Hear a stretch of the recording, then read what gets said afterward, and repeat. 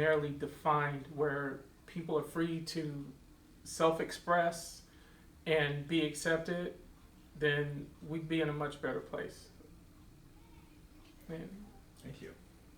Yeah, my name's Tim Nafziger. I've lived here in Ventura, and before that Ojai, for about 12 years. And I think I'm excited about this conversation because masculinity is something I've thought about, and it's been part of my life, my whole life. And I've always been interested in pushing the edges of, or challenging some of the ways that dominant culture thinks about masculinity. Some of my experiences in elementary school of bullying have always made me aware of how masculinity can be associated with domination or control, and I'm always interested in how does vulnerability and compassion and kindness fit in with how we think about these things. And so I've tried to be part of pushing back against some of those things in various contexts. I'm a Mennonite, I'm a writer, I'm an organizer, and so I'm excited to explore this conversation further with the two of you.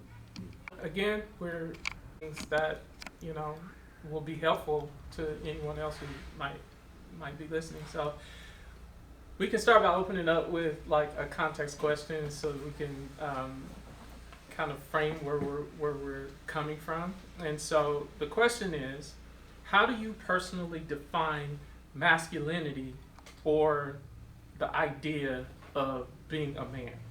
So. Well, and for starters, like you said, this is our conversation, and I just want to preface is that I'm not necessarily an expert on it, but obviously we live in a society that is dominated by males, and for me, definition of masculinity is what it means to be a man. And growing up, that was always to be the protector, the hard worker, the one that provides for the family, the one that shows no emotions, is more of a power and control. But it was also confusing because my mother was very important in my life during my childhood, and she would challenge that. And I think that's what I've struggled for a lot of times is, well, what is masculinity? Because she would challenge us. She would actually showed us how to knit, show us how to sew, made us fold our clothes, clean our clothes. So I've struggled with how that interprets my manliness, my masculinity. So I defined it of who I am, and for me, that's the conundrum that I've kind of,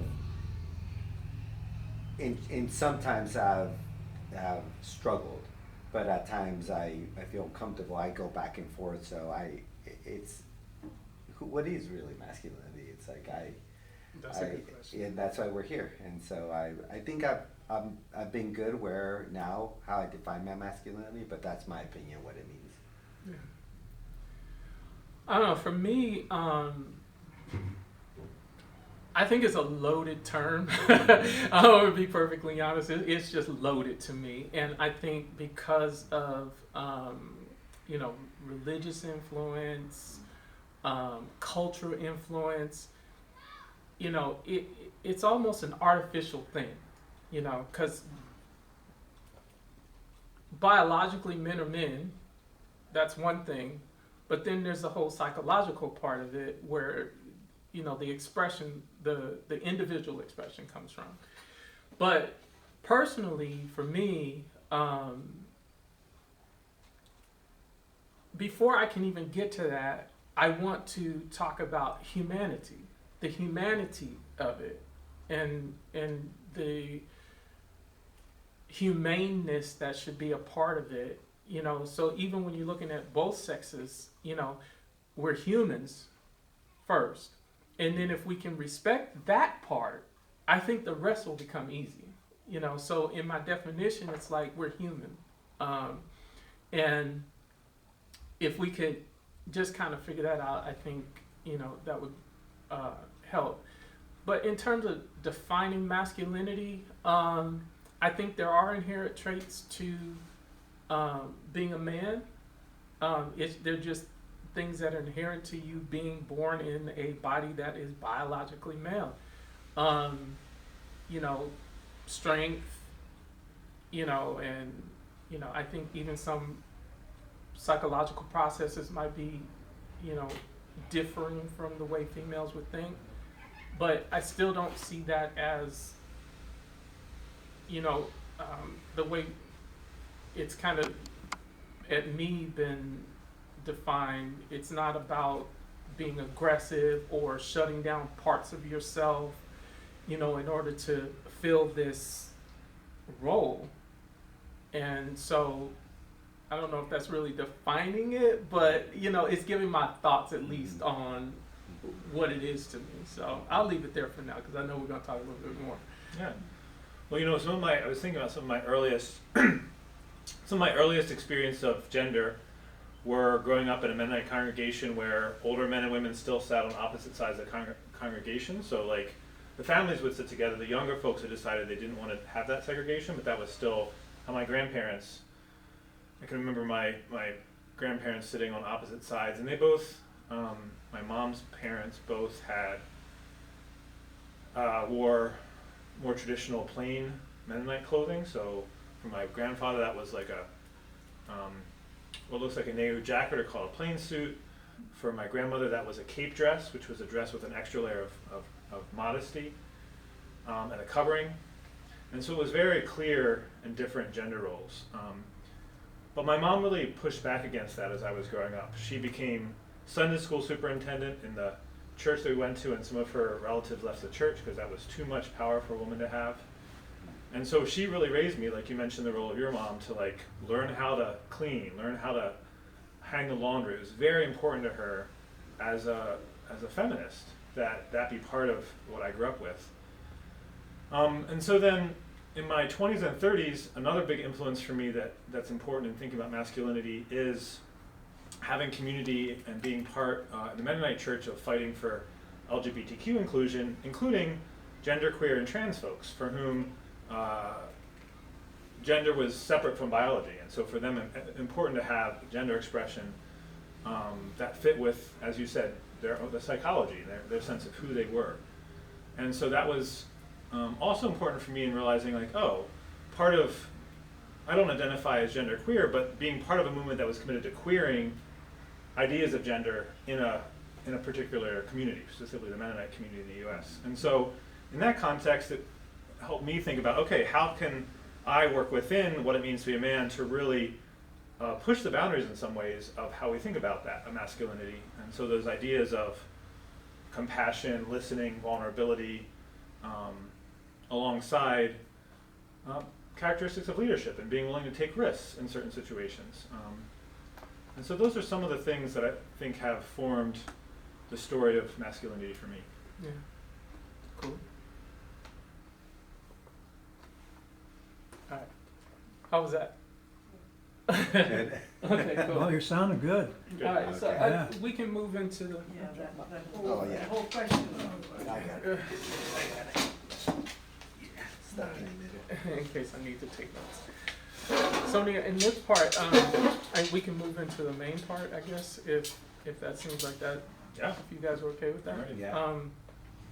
So it'll just be us moving from all of these opening things that we did into a more deeper conversation, you know, shared experiences, because I have some things that you said that I'm like, yeah, I identify with that, you know, kind of thing. So this is going to be our crosstalk exchange, kind of sharing part. Yeah? Good. Cool. All right, here we go. Ed, you good? All right, so let's start with you. Let's start with me. Well, I guess I'll say, I think what's important here is for us to kind of let our guard down a little bit. It might be a little scary, you Yeah. know, to sharing personal things, knowing that, you know, we're immortalizing this, but I think our viewpoints are just as valid as anyone else. And I know you have brought up the point that, you know, you're not an expert, and that's not even where we're going with Yeah. this. Is, you know, you are an expert at being a human being. You're an expert at being the man that in the life that you live, just like, you know, we have. So No, and I think that's very valid. I do resonate, or not resonate, but some of the things that you guys said, I, as a young adult and or as a teenager, and I would bring either different genders. I remember bringing a friend from college.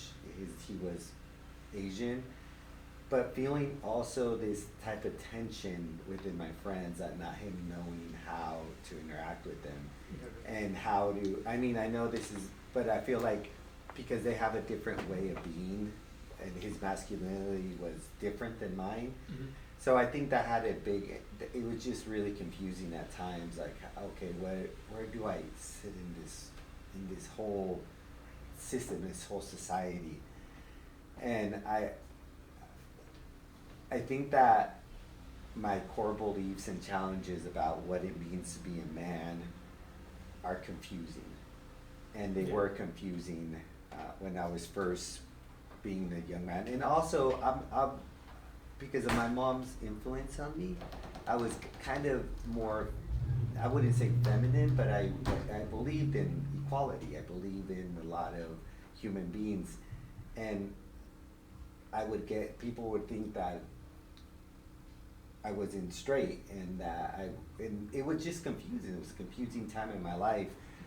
And I've never really talked in public about this because it's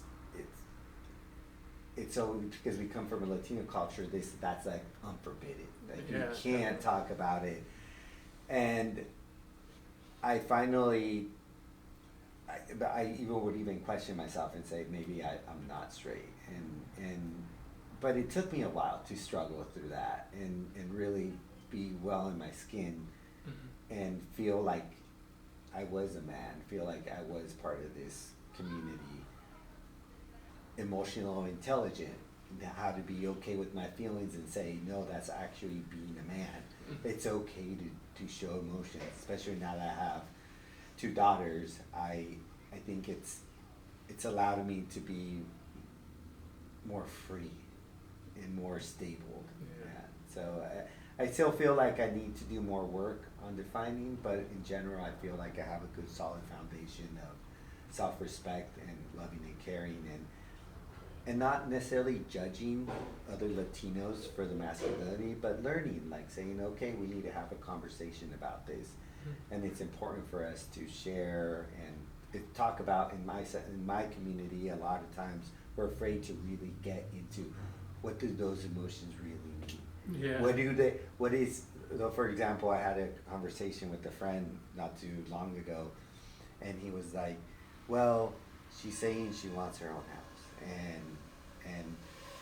but I'm like, but what is, or like she doesn't want to cook, but I'm like saying, what does she really want? Like, what is she really asking for? Because it's not that, it's something else.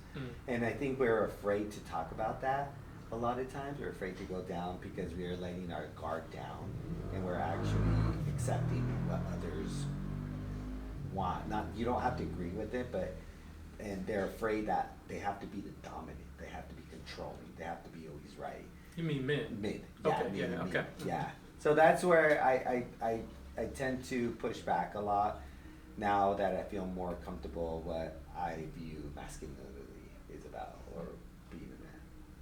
Well, to me, it's interesting what you brought up, all of what you brought up, because what just kept rolling around in my mind was this whole concept of roles, this construct, the social construct of roles.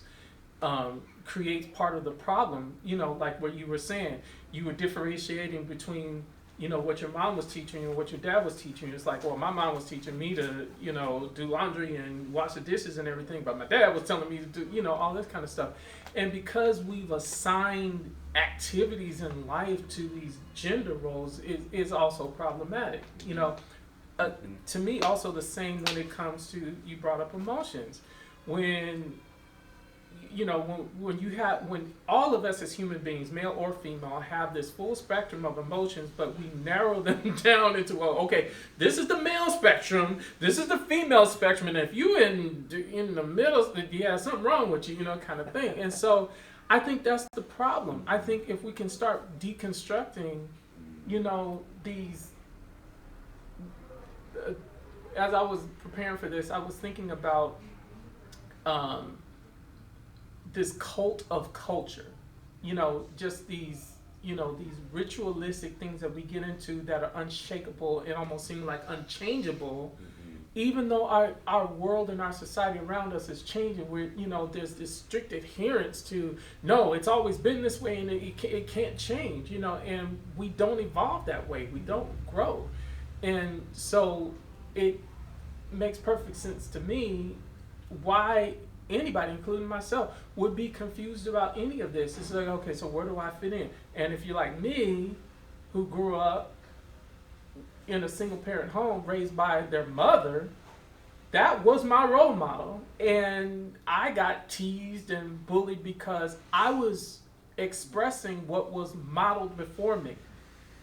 And so even before I had a thought about who I wanted to be or who I was already being labeled because of certain expressions that were natural to me. You know what I'm saying? So, and then it's I went through the whole confusion state and all that kind of stuff. So I definitely understand where you're coming from. Yeah, one of the things that both of you are highlighting for me is that patriarchy doesn't just happen. These roles don't just happen, they're very specifically enforced by our experiences. And so I was thinking about, I shared a little bit about my mom earlier, who modeled feminism and some of these values. My dad didn't push those things around patriarchy as maybe the physicality of it. I got from him nerdiness as a good thing, right? Which doesn't nerdiness, okay. Doesn't quite fit with some ideas of masculinity. The last decade or two, we've seen the rise of nerds as billionaires who have done a lot of damage in the world. But growing up in the '80s, that model wasn't really out there. That's true. I'm finding that really interesting that you bring that topic up. But And so when I went to school, my nerdiness and what I got from my mom was not within the gender norm. I was not experienced in performing. The term I've learned since then is like gender performance, right? I didn't have those skills very well, and so the boys in my class picked up on that. And I was with the same cohort at a Mennonite elementary school for like 8 years, from kindergarten through 7th grade, and just experienced verbal and physical bullying all through there that was very explicitly about enforcing this is what masculinity is, what they were picking up from their dads, right? Some of through, I realized looking back, they were physically abused by their parents, right? By their fathers, most likely. And so they passed that on, and like as explicit as I was sitting funny one way, and I still remember sitting in a strange way, and one of the bullies said, "Oh, you're gay," or something like that. Those were the words, the scary words that were used to enforce and say, "This is what it looks like." And we play Smear the Queer, where we run around and try to tackle the kid with football. These very specific homophobic and gender reinforcing kind of mechanisms, and they were just part of the playground culture in that context. And so it took me a long time to realize that's what's happening there. But I still have reactions when I feel like those bullying things can still trigger me, often around some of the ways that traditional masculinity shows up. I fully agree with that because, like you, very much bullied in school. I mean, even to the point where, all the punk, sissy, I don't think they used the word gay back then when I was younger, but, punk and sissy and all this kind of stuff. I would, get teased like that on the playground and everything. And largely in part because I had a stronger connection with females. So like I would always be hanging around with the girls and talking to them and all that kind of stuff. And the boys would not respond well to that. And so that was kind of part of how it came in. But it got so bad at one point that, the administration of school, because I was, getting into all of these fights and stuff all the time, or being bullied into fighting or whatever, that in order for me to be able to get home safely, the administration made the decision to let me out of school 5 minutes early in front of everybody. And I'm realizing now how much of an impact that had, that I had to be singled out in this way just for my own safety, because of who I was, nerdy. I was, a high scoring student with my grades, and you know, and very expressive, you know, and again, exhibiting traits that were passed on to me from the only role model I had in home for the most part, with the exception of my mom's boyfriend, which we'll probably get into because that was a whole nother mess. But the whole idea, like you're saying, like with the bullying and the culture, when people say a lot, you know, as the saying goes, when they say this stuff begins at home, it actually does, because when we go to school as young people, we bring what we've been taught at home with us. It doesn't come from just anywhere, you know. And for those of us who have to suffer through bullying, you know, just because we appear different in some way and not even being given a chance to explain, because I think the tragedy of it all is when the adults don't make it any better. Meaning, you know, they reinforce those cultural norms on you. Well, you're a boy, you need to do this, whatever. Like, you know, with my mom's boyfriend that we were living at the time, he's like, oh, you need to learn how to fight. You need to learn, you know. So trying to indoctrinate me into continuing, you know, with this thing. Well, there's, you know, and then there was always this question from me, there's something wrong with you. What's wrong with you? You know, and I lived with that like well into my 40s, feeling like there was just absolutely something wrong with me, that I didn't fit in or whatever. And it was all, you know, it wasn't until like in these last maybe 10, 15 years that I started to deconstruct it for myself. And I had to step away from what I was being fed externally and starting to investigate internally and having a conversation with myself about who I wanted to be, you know. And so It's interesting you say that. I just find it. If I was bullied, I would be bullied by my brother.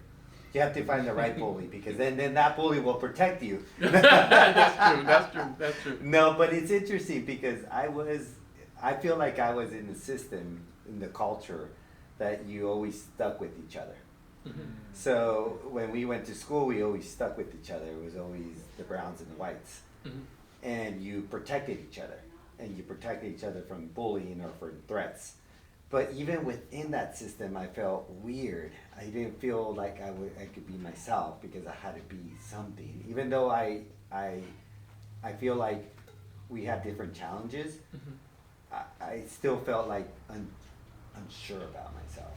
And I felt like I really didn't know who I was. And as a man too, I wanted to break out of it, but I didn't know how to break out of it, out of a culture that you said, that already just being involved, they keep enforcing these rules. Mm-hmm. They keep reminding you, no, you're supposed to be this way. Yeah, that's something that I realized, not to cut you off, but that's one thing that I had realized too, was that I was born into this. And you know, and somehow you end up taking on responsibility for it, and it's not even your baggage. We were born into it, and it was put into us, and then at some point we went out into the world, and we started rubbing up against all of these different things. And I think too, that's where individual expression dies, because there's like this enforced conformity that's being pressed upon you. It's just like, oh well, if you're the different one, then you need to change, or you need to just fit in, you know. And I think also, you know, speaking on an American thing, it's an American thing too. It's like the American culture. Everybody knows, and it kind of knows what it is. I mean, you talk to anybody around the world, oh yeah, that's an American thing. We do have a thing here in America that is uniquely American when it comes to masculinity, and what it looks like and how it shows up in our spaces. Yeah. So I didn't mean to cut you off. No, that's perfect. I Yeah. mean, I think that this is the whole point. It's just to have these conversations and to talk about your different experience, because I feel like I grew up different than you guys, but we still having to define it for each other, for ourselves within our experience. And I find it fascinating because I could relate to a certain degree of now I'm in my 40s, about unpacking. And I unfortunately had other experience that impact my sense of manliness because of other extraneous situations with family members that challenged my sexuality, which was so entrenched with my masculinity, because you're supposed to find that woman, you're supposed to be married, you're supposed to have family when you're in your 20s, you're supposed to go to church. And so when you don't even know who you are, like sexually as a man, like that's very just confusing to me, and not feeling comfortable talking even amongst my community about it, because I wasn't even, my parents never really talked to me about any of this, especially my dad. My dad just was even though he was not a preacher, what do you call it? A deacon, and he could talk. He was more about talking about the word of the Lord, about, okay, this is how we should be. That was his way of teaching us how to do things. And I don't fault him for that, because he actually did better. I feel like he became a better father than his father, because his father was physically abusive to him. So he was a better father than he was. So you learn, but it's fascinating how we could have different childhood, but at the same time, okay, we still struggle with defining what it really means. I think, there is something to this whole idea of, because I think at its core, at least I'll say here in America, I can't speak for anywhere else, there's this idea that men are supposed to be providers and protectors. And I've heard that my whole life, provider, protector, provider, protector, provider, protector. But I added another P to that, also pillar, meaning you have to be the staunch, unwavering, unmovable, kind of thing. So provider, protector, and pillar. I mean, how has that affected us? Thinking that this was the goal that was set before us of what we were to be, and and my question then becomes too: does our society set us up for failure when it comes to this very rigid idea of what men and masculinity is supposed to be?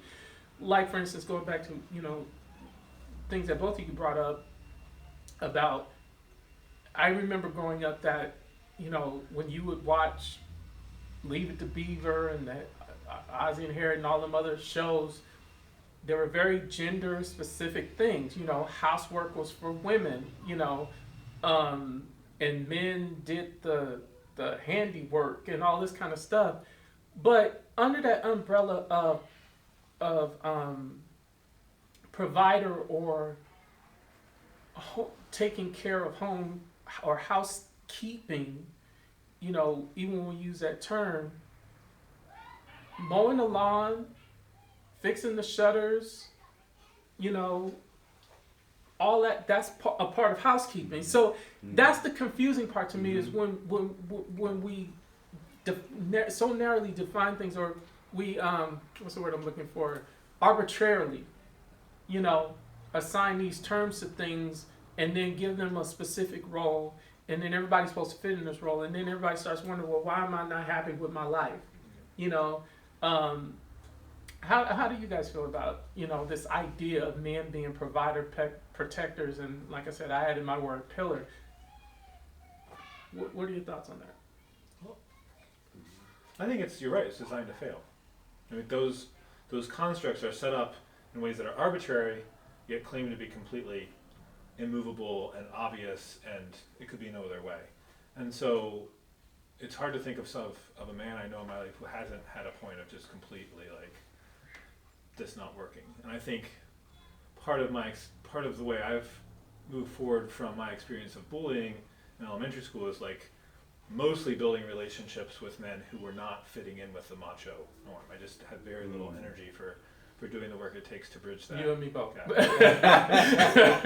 so that biases my sample, right? Yeah. That means the people that I know are people who that just does, some aspects of that don't really work. I personally love that about you, but and going back to the models we grew up with, part of what's interesting in Mennonite context, the idea of using violence to protect wasn't acceptable. So that's one thing that doesn't fit, right? Because it's a Okay. pacifist community. Okay. And so then how is that reconstructed in other ways? So maybe it's you might still have but don't share feelings, Mm-hmm. and you might have analytical, but you have other ways of protector or provider or pillar being. It's still patriarchal. It's not like it's somehow subverting that completely. But it's put in a different way. So when I came home and talked to my parents about bullying, they didn't tell me like you gotta fight back. They were like, no, sticks and stones might break your bones, and they tried to support me. And I think they struggled too, figuring out what to do as pacifists with physical violence directed at me. And that's still something I think about, like how does masculinity relate to protecting others and protecting ourselves if we're committed to nonviolence? And so those are some of the things that for me have also problematized or like made things more complicated than just that, like you said, the provider, protector, pillar. Like all of those are, they're not true. Yeah, I think too. In light of what you're saying too, it takes me to like, not that we're gonna get too deep into politics here, but what I was gonna say was, I'm recalling what this current administration, was saying about how their leadership was going to be, and it was, this thing, this moniker, whatever he used, that was saying we're gonna, do this through peace, through strength, kind of thing.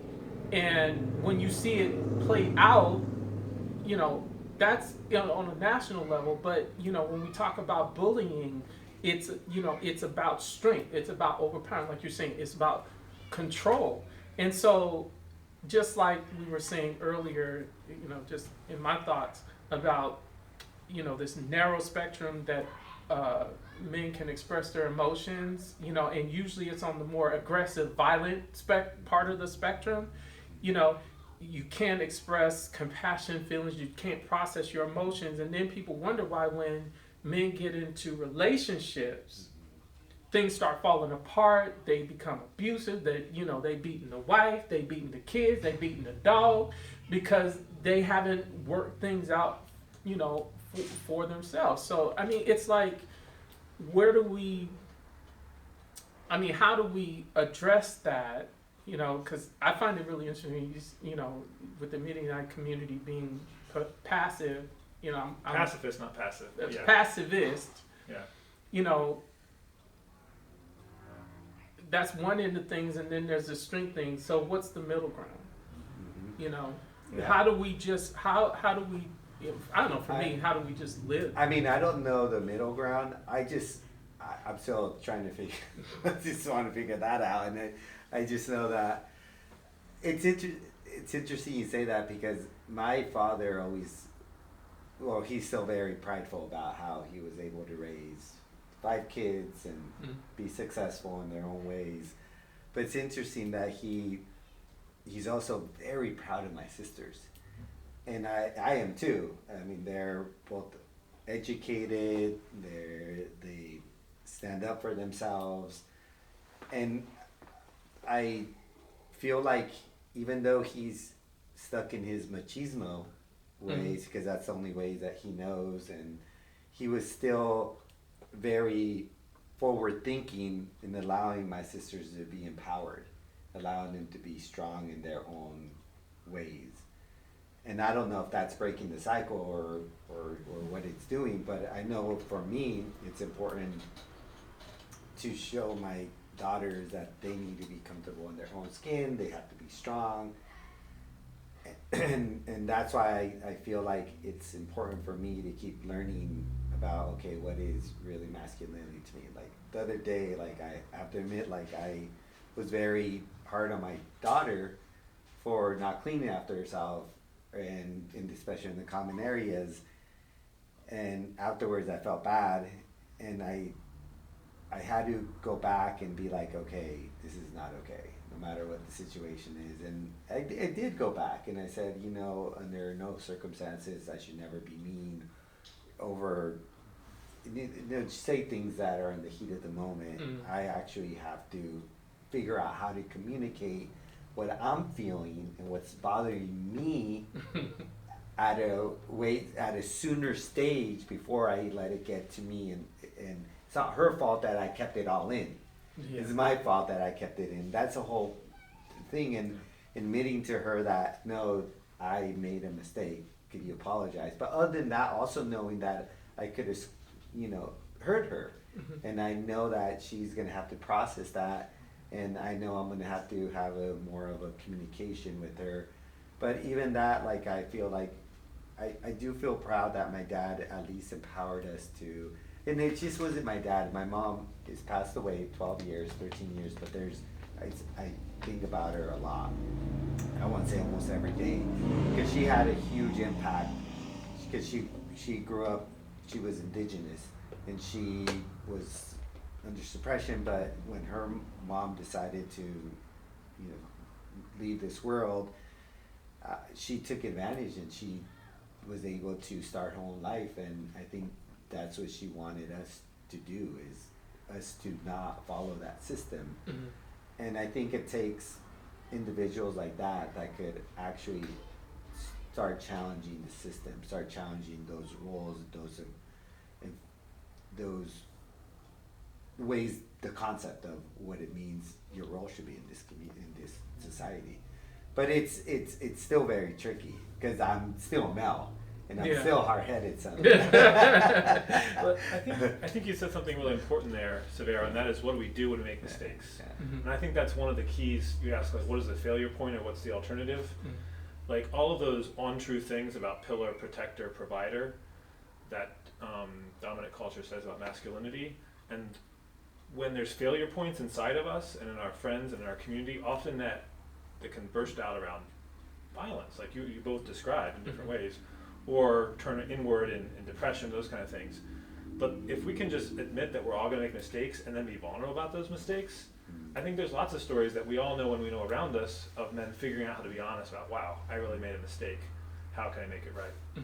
And to me, that's really critical, especially because of the areas of privilege I have, like being white, being male, being straight. All those things are areas where I have to be like, okay, I'm going to go through life accidentally hurting people, and how do I consciously try to learn from those mistakes, correct, and talk about the power and privilege dynamics. And that, to me, if I think about what's the emotional, what's the spiritual drive for that, it's like getting back at those bullies, right? So for me, getting back at the bullies is constantly trying to deconstruct the power that it wasn't their fault. That, like we said, that was the thing they grew up in. And so every time I'm able to be like, okay, I'm not going to continue this cycle, or I made a mistake and let's do something different, is a way of, in practical terms, undermining patriarchy.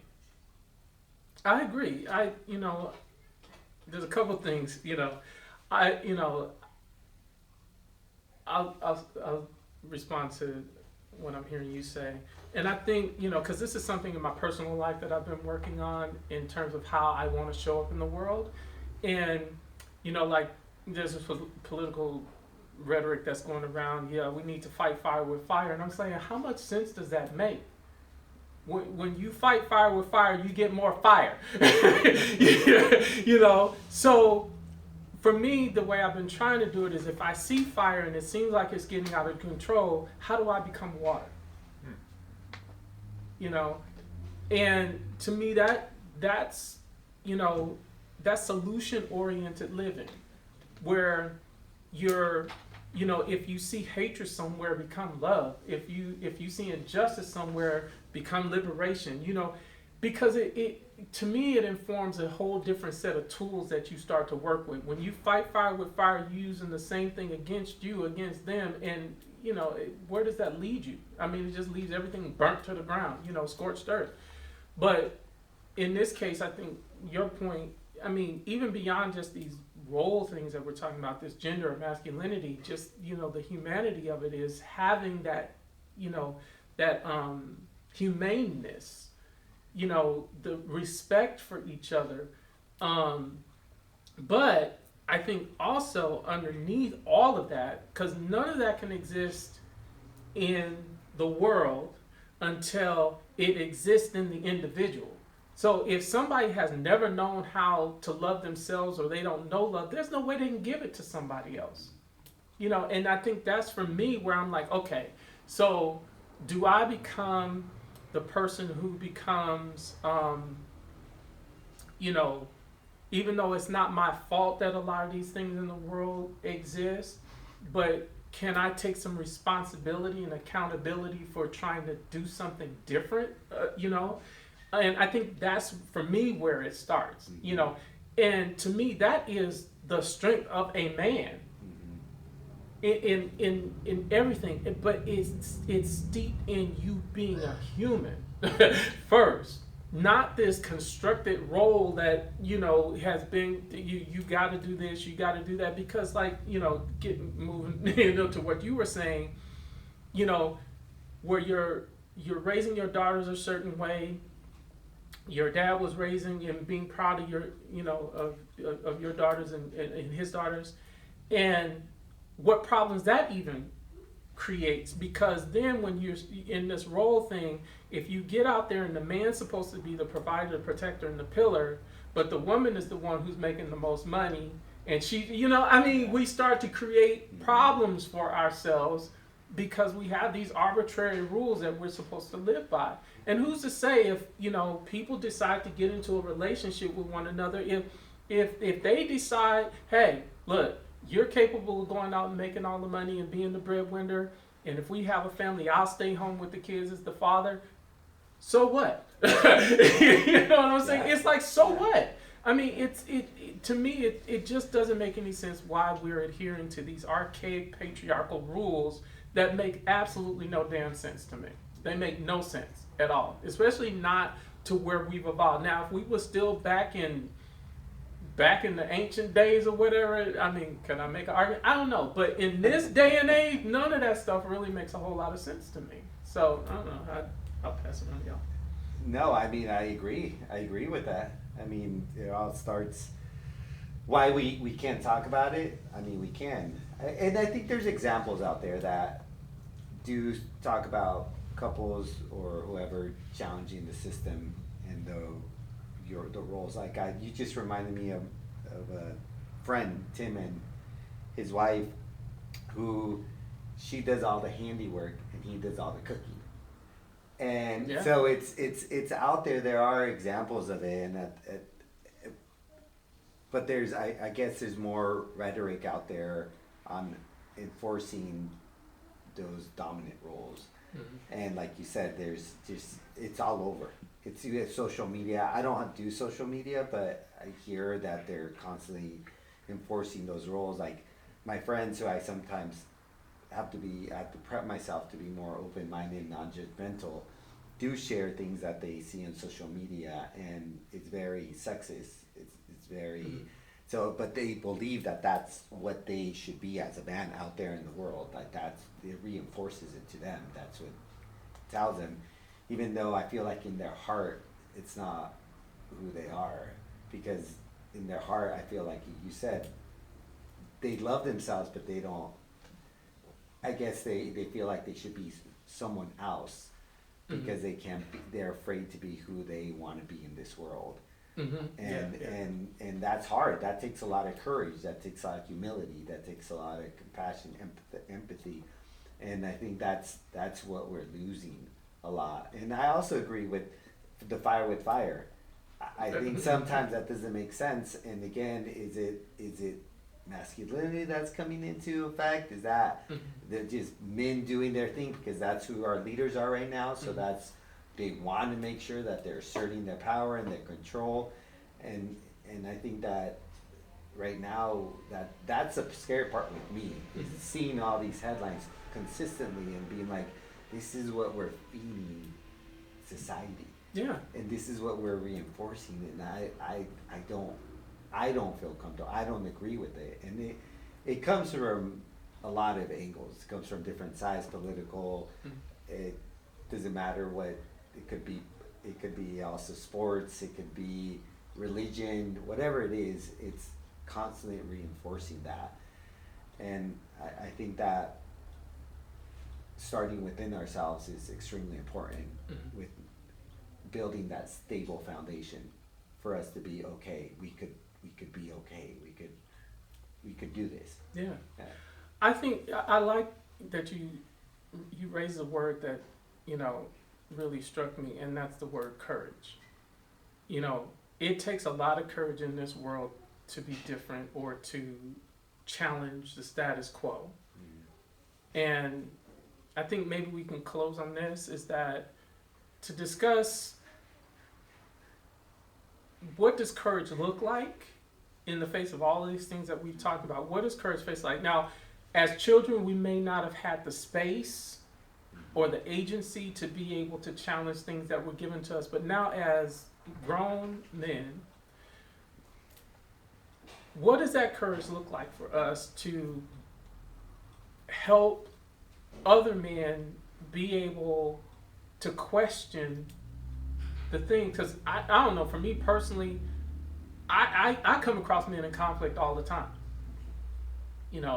All the time. And it's exhausting it's exhausting enough to just see it. But then to address it is like, oh, hell no, not today. I'm not doing that. I ain't got the energy. I don't have the patience or whatever, because you got to wade through all of this stuff. So, so how do we become agents to,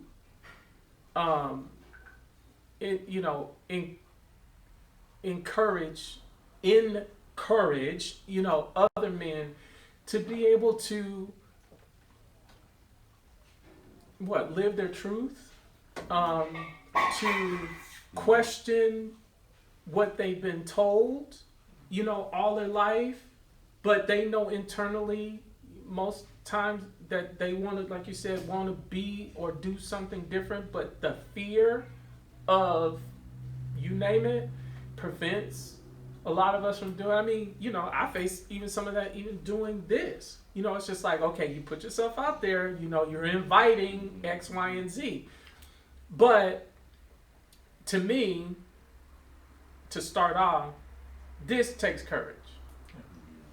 This is the display of courage that it takes to have the conversation, not just with like-minded, but with with others, and and I've done that, and I think I've persuaded some minds, a little bit. But what does that look like for us? The courage component, for us personally, and what we can do out in the world.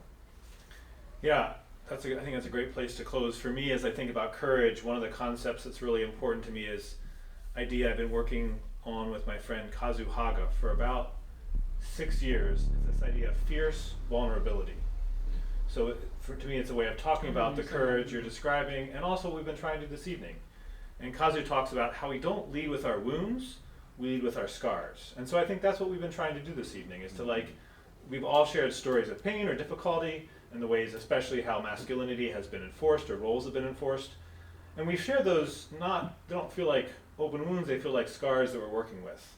But they're scars nonetheless. And so for me, courage with fierce vulnerability is about being vulnerable and also bringing a fierce honesty and a courage as we share these stories in the hopes of making change. Mm-hmm. Following that, the vulnerability is a important aspect.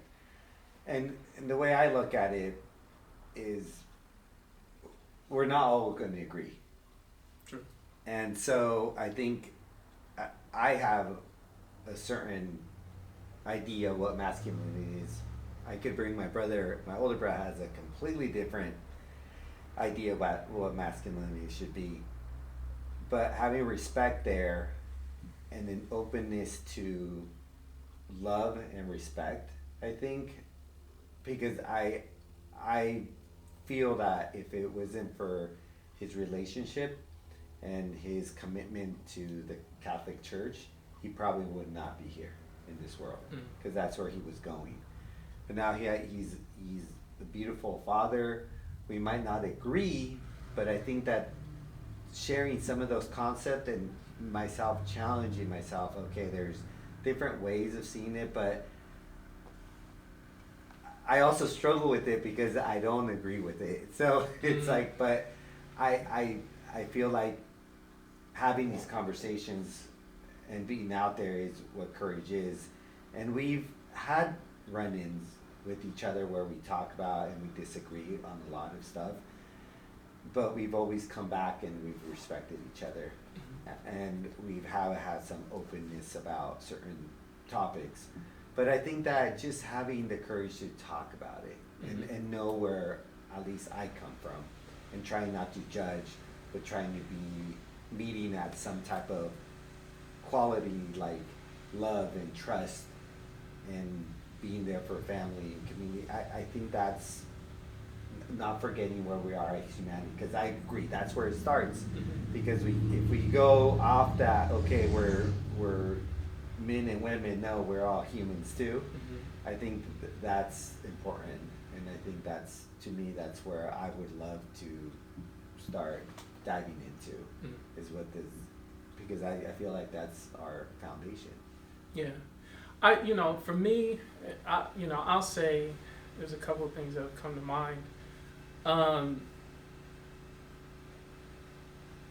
I think the best of masculinity, and I know this might take, move us away a little bit from where the course we're on, but I think the best of masculinity also includes having unconditional respect for femininity.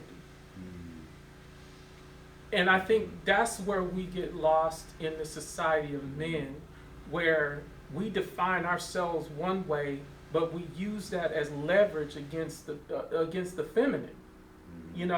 It's man superior, female inferior, kind of thing. And that sets us up for all of the things that we talked about. It's like, well, you're a woman, you do this, I'm a man, and I'm supposed to do this and everything. And then when you fail to do that, then you ain't got nobody to be mad at but yourself, because, us as men, because we created, and not only was it created, we were born into it, but we have to have the courage to challenge it.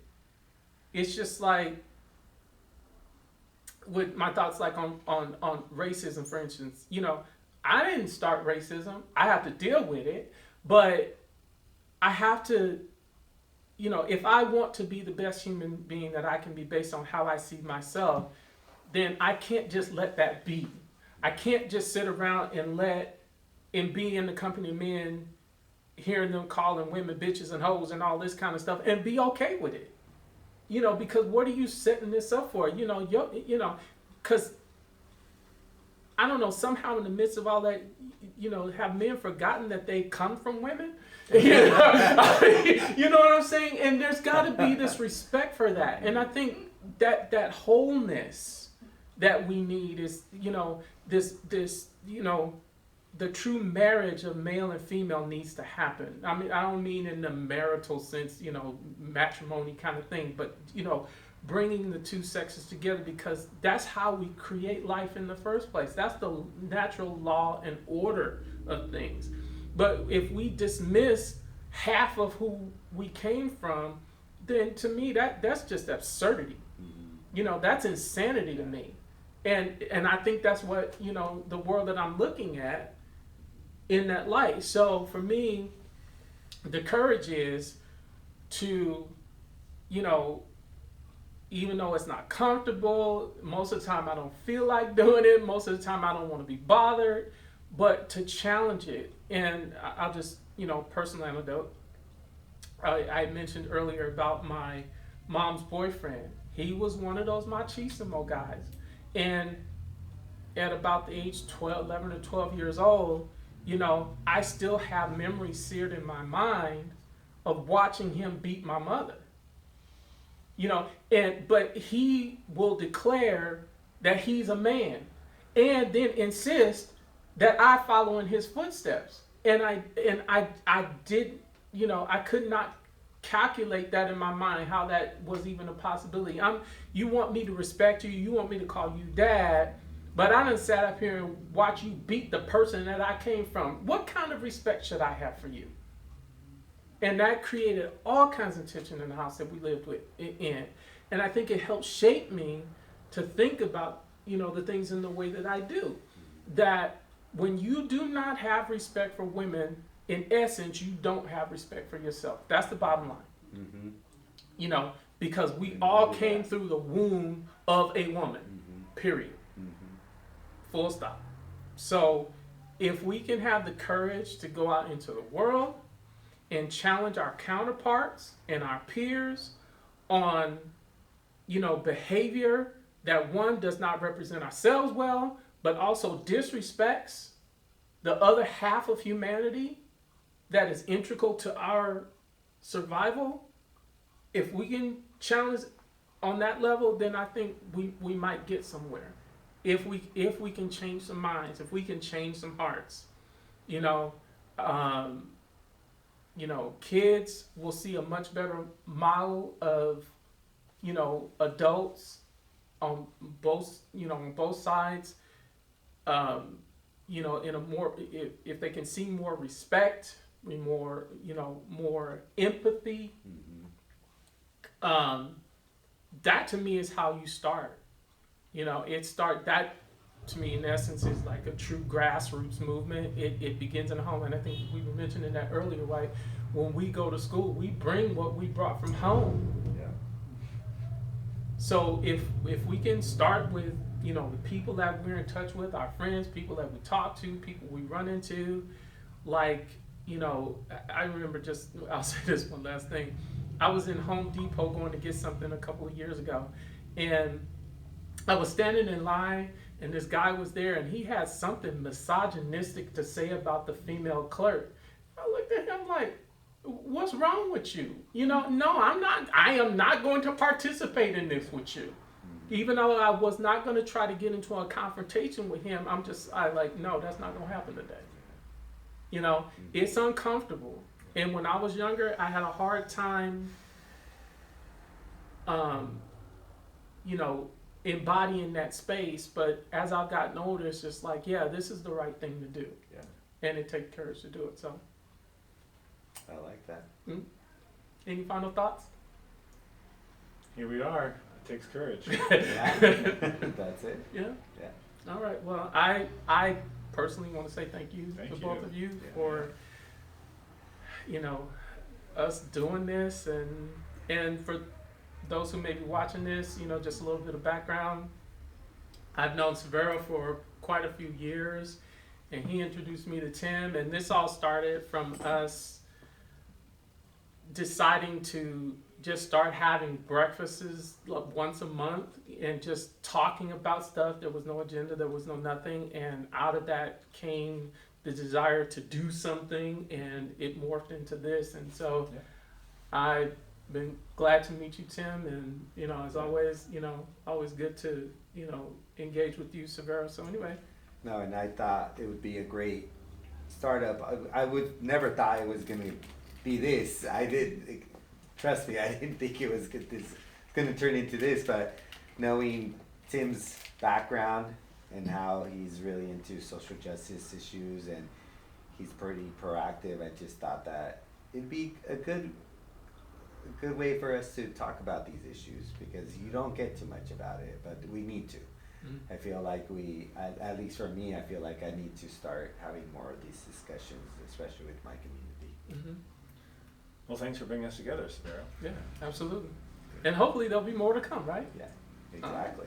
Okay. My name is Severo Lara. I would call myself an activist in the community, and I love to collaborate, and I love to meet people, and I always just find it fascinating to think outside the box and seeing, okay, how could we make this world a better place?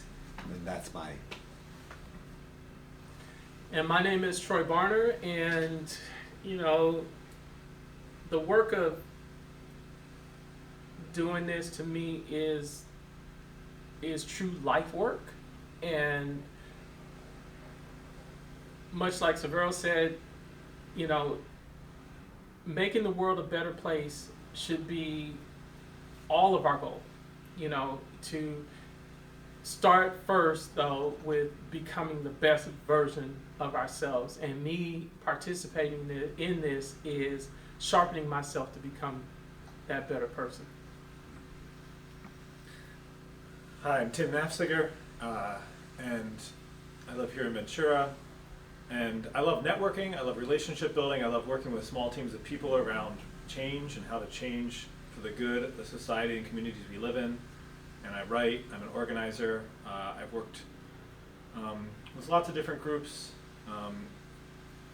One of the ones I'm working with right now is a group called Mennonite Action, and yeah, my business is also related to conversations. I have a tech business that the entrepreneurship is important to me, and facilitating conversations is part of what I do with my day. Those are meetings with agendas, so it's lovely to have a more informal conversation with the two of you. Awesome.